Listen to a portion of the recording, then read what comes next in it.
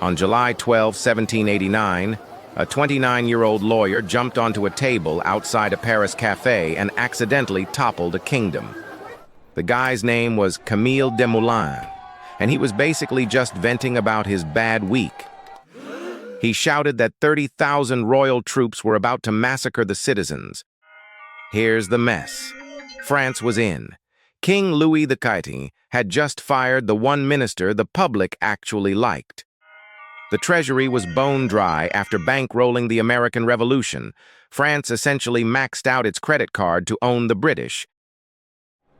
The Third Estate, that's 97% of the population, was starving while the clergy and nobility threw banquets.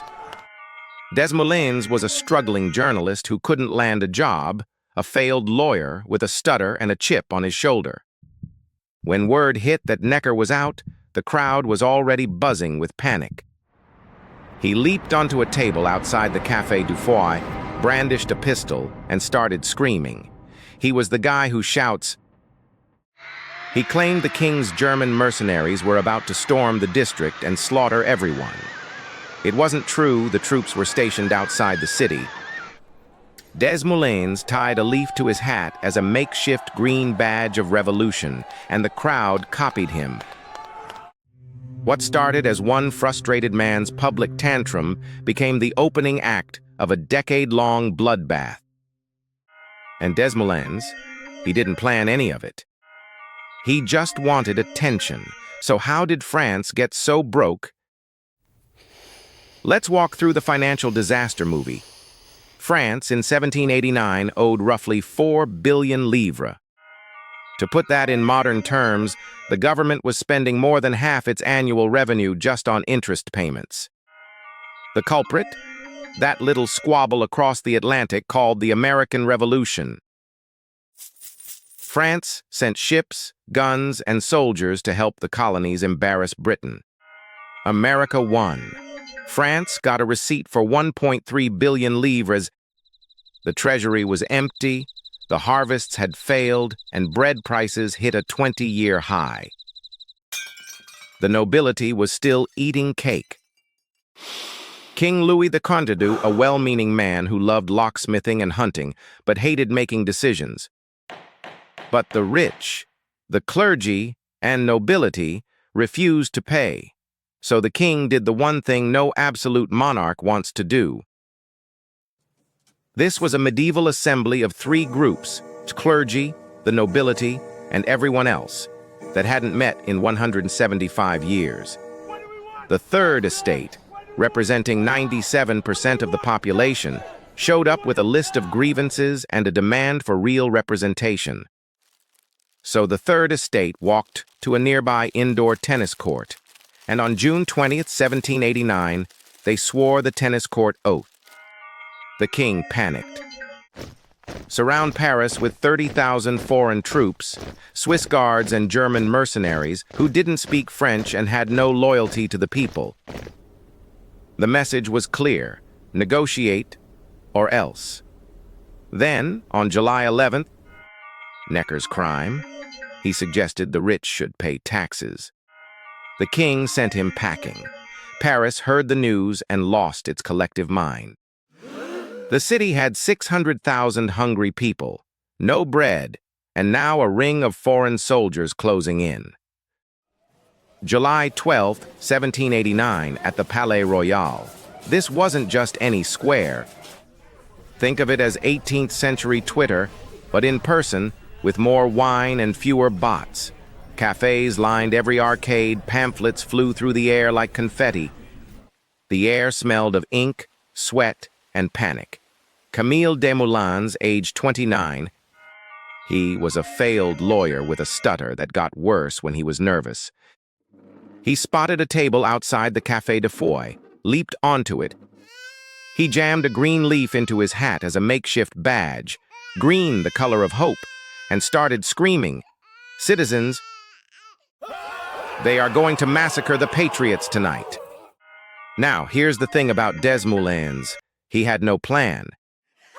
He saw a crowd, felt the energy, and winged it. He was basically the guy who starts a mosh pit at a concert. But the crowd didn't know he was improvising. They heard a young man with a gun and a green leaf screaming about a massacre. Within hours, Paris exploded. Citizens ripped down royal symbols, statues, signs. They raided gun shops, grabbing muskets, swords, and powder. The Palais-Royal became a command center, with Desmoulins as its accidental general. The royal troops, stationed outside the city, watched in confusion. They had orders to contain unrest. And Desmoulins had lit the match. By nightfall, the city was armed, angry, and aimed at the Bastille. Desmoulins couldn't sleep. He sat in a cafe, trembling. He'd wanted a protest. July 13th, 1789. The city was buzzing. The mob stormed the Hôtel des Invalides, the massive military hospital and armory. Bad news if you have nothing to shoot. The gunpowder had been moved the night before to the one place the king thought was safe, that medieval fortress prison in eastern Paris, the one with 8 towers, a moat. The crowd didn't need a battle plan. The Bastille held only 7 prisoners, 4 forgers, 2 lunatics, and 1 aristocrat. The governor, Bernard-René Delaunay, tried to negotiate. He invited a delegation inside for tea and biscuits while he stalled for reinforcements. The crowd outside got impatient. Shots rang out. 98 attackers died in the chaos before the drawbridge finally dropped. The mob dragged Launay out, stabbed him repeatedly, and stuck his head on a pike. Desmoulins watched the Bastille fall from a distance. He got a severed head on a stick. By 1792, he was elected to the National Convention, the new revolutionary government. He was the accidental celebrity of a revolution he never meant to start. Desmoulins began to notice the blood was flowing too fast. By 1793, the Reign of Terror was in full swing, with 16,000 official executions and countless more unofficial ones. He said, "Maybe we don't need to behead everyone who disagrees with us." His old classmate from the college Louis le Grand, Maximilien Robespierre, read those articles. And Desmoulins had just called his baby ugly. He sent an arrest warrant. On March 31, 1794, the trial was a formality. He was sentenced to death for being too moderate, a crime that didn't exist 5 years earlier but was now a capital offense. The same crowd that had cheered him at the Palais-Royal now watched him climb the scaffold. The revolution he started with a table, a leaf, and a lie had just swallowed him whole. The revolution didn't just eat its children. Camille Desmoulins was 29 years old when he jumped onto that table, and 33 when the blade dropped. That's a 5-year arc from accidental celebrity to public enemy number 1. The same people who cheered him at the Palais-Royal jeered him at the scaffold. It's like throwing a house party, watching it get out of hand, and then being arrested for noise violations while the party keeps going without you. Desmoulins was executed for being too moderate. Think about that. The man who shouted to arms and triggered the storming of the Bastille was killed because he eventually said, "They didn't just silence him, they made an example of him." The revolution didn't have an off switch, and Desmoulins learned that the hard way, neck first. The official charge was conspiracy to spring him from prison, but everyone knew the real crime. She was married to Camille Desmoulins. Lucile was 23 years old. She walked up those same wooden steps. The crowd barely blinked. But here's where the story gets really stupid. The French Revolution, the one Desmoulins accidentally started with a cafe rant. Then it immediately collapsed into the Reign of Terror. Then it produced Napoleon Bonaparte. Then Napoleon fell, and the monarchy was restored. The Bourbons came back, literally the same family they'd kicked out.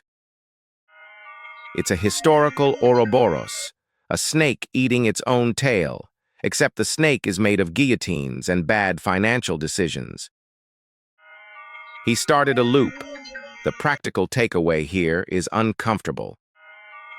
One unplanned speech by a broke, stuttering journalist at a cafe. He wasn't a philosopher. He was just a guy with a bad week. Which means your next rant, the one you're about to type in a group chat or shout at a protest, it only cares about the table you jump on and the crowd that's listening. 5 years later, the revolution accidentally ended him.